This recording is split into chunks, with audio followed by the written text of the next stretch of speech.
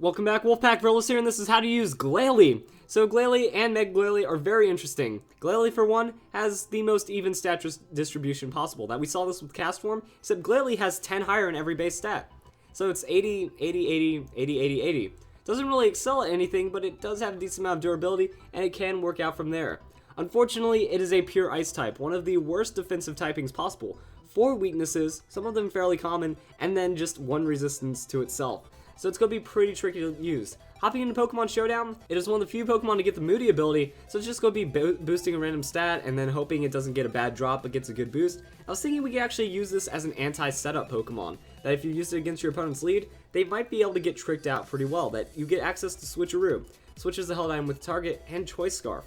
So the idea is, say they're throwing out Stealth Rock, Status, or some kind of setup move, you switch them into Choice Scarf, they're not going to want any of that, even if they are just any kind of setup Pokemon. Now they're stuck in that Choice Scarf, they're most likely going to have a switch, and their power in the mid to late game is going to be severely hindered. So that's what makes Glalie pretty strong, that you're going to be able to use that Choice Scarf. First turn, that's a Moody boost. Second turn, you might be able to get a prediction, anticipate them switching out. That's going to be a free Toxic. From there, you get a Protect. Now you're looking at +6, -3, and those can go into some good stats like Evasion, Defenses, and you're going to be pretty bulky from there. After that, you pretty much try Toxic Stall, Ice Beam, and hope you get some good boosts, and maybe make the best of it. You also still get to hold on to Switcheroo, which if you want to pass off a potentially bad item, or you want to keep playing that item game, you might be able to steal a good item off an opponent before going down, and it's just something that you're going to have to make work.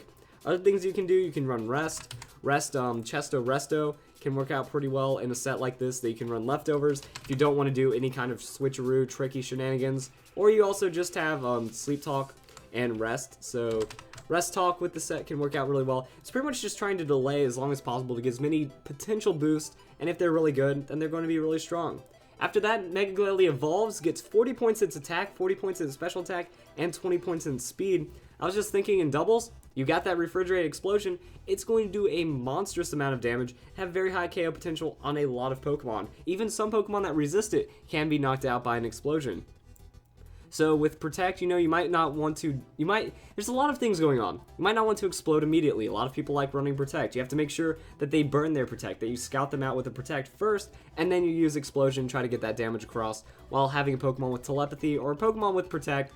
That way it's just this mind game of Protect, but if it works out, you're blowing up your opponents and doing monstrous amounts of damage to them. Also, you can delay the Mega Evolution. That if you do it right, Moody might give you a boost in speed, it might give you a boost in attack. So you Protect, you don't Mega Evolve, then you Mega Evolve, and then you go for the Explosion, or you just try to carry some other things from there, that maybe, you want to really lower your opponent's strength, so you set up with that Icy Wind, knowing that your hit points are really solid. Icy Wind, don't Mega Evolve, Scout with the Protect, then you Explode, and now you might actually have some speed boost or some kind of potential from there, with whatever Moody shenanigans have been gifted or hindered in your favor. And then we have just an offensive Glalie that you can run the hit points and attack, or you can just transition over to a Jolly Nature and try to get as much speed as possible, or you just keep Adamant and try to outspeed what you can. Again, you can run Protect, you can hope you get an offensive boost. If you get that offensive boost in attack, it's going to be really well. If you get a speed boost, you're really set. Like you Protect, these are just some options that you can have, like Return or Body Slam. Return is higher damage, Body Slam has a chance to paralyze. The other move can be that Protect to hope for your setup. Then you have Earthquake and Crunch for coverage, or you can even, get rid of all of that and try to run that Icy Wind again. Not Icy. Icy Wind, it's going to let you outspeed your opponent while potentially breaking sashes, just doing a little bit of damage, and then you crush into them with a high damage return, Earthquake, or whatever coverage you're going for. Now you're looking at potentially a KO from there, trying to slow them down, trying to keep on top of the speed if something is faster than you, and you do have a good amount of bulk just from the 80, 80, 80, and that's really all there is to it. So if you guys enjoyed this video, try to come up with what I could with Glalie, mostly just going to be shenanigans on that Moody, trying to break Evasion using Leftovers, some kind of trick mechanics, or it's just going to be a heavy gimmick Pokemon on that Mega Glalie that does take a little bit of outplay and out prediction to work out pretty well. So I hope you guys enjoyed the video. That's how you use Glalie and Mega Glalie.